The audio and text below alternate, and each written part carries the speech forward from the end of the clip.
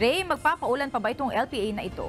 Kami Monica at sa mga kasambahay, meron pa rin tayong maranasan mga pag-ulan dahil dito sa weather system na si dating Kabayan, ngayon low pressure area na lamang, lalo na sa may malaking bahagi ng Mindanao. Kanina alas 4 ng hapon, ito po ay namataan ng Pag-asa dyan sa may vicinity ng Bukidnon at ayon sa Pag-asa, patuloy pa rin po itong magdadala ng mga pag-ulan sa lugar na yan at by ngayong gabi, ito ay lalabas ng area ng Sulusi.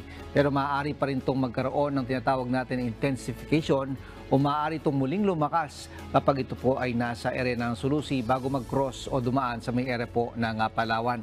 Kanina nga alas 9:30 ng umaga ito ay nag-landfall dito sa may area ng Davao Oriental at ito nga ay humina hanggang sa naging isang low pressure area na lamang. Pero kahit LPA ito ngayon ay posible pa rin po nga makaranas ng mga pag-ulan dyan po sa may area po ng Mindanao, Visayas at yung area pa rin po ng ng Mimaropa at Bicol Region kasama po ang Quezon at Aurora.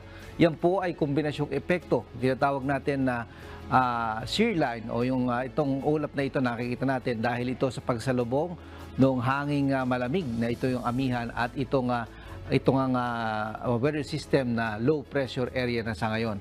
Ayon din sa Pag-asa, posible pa rin bukas aabangan natin kung ito nga ay magkakaroon ng intensification itong weather system na si dating bagyong Kabayan. Monica. Ray, yung mga pag-ulan-ulan ba na nararanasan natin dito sa Metro Manila, no, ay may epekto dyan itong dating bagyong si Kabayan?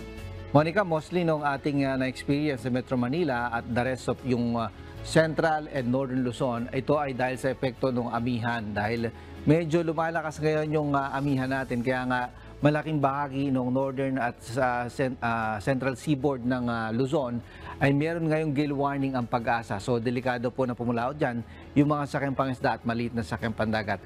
Yung epekto nitong low pressure area, mostly dito sa may southern part ng Visayas, at malaking bahagi ng Mindanao, Monica, gaya na nakikita natin, yung mga pula na yan, ibig sabihin niya malalakas yung mga pag-ulan, yan ay dala nitong low pressure area, Monica. Oo, actually medyo nabanggit mo na, Ray, kasi marami sa ating mga kababayan yung pauwi sa kanilang mga probinsya. Ano yung mga lugar o mga area na may gale warning o ano yung gale warning na itinaas ngayon?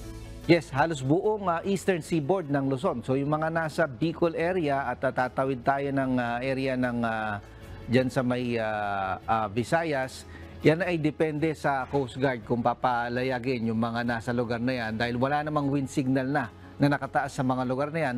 Pero depende yan sa mga kawani ng PCG, yan sa mga port natin kung papalautin yan. Yung namang buong seaboard ng Northern Luzon at ng Central Luzon, yan nakataas din ang gale warning natin dyan, Monica. Delikado na pumulaot, lalo na yung mga sakyang pangisda at maliit na sakyang pandagat. Oo. Huling tanong na lang, Ray, no, patapos na ang ating taon. Ito na ba ang huli na ating weather system na asahan for this year? So far, wala tayong nakikita within the next 4 days na panibagong mabubuo na sama ng panahon after nitong weather system na si dating Kabayan. No? Titingnan lang natin kung mag-intensify talaga siya at paglabas ng PR by Wednesday. Pero tiningnan natin yung mga models ng iba't ibang mga Met Agency ay wala tayong nakikita pa so far itong susunod na week. Hindi lang natin masabi kung meron pang hahabol sa mga huling linggo ng December, Monica. Sige, Ray, maraming salamat. Ray Pelayo, live na nag-uulat mula sa UNTV Weather Center.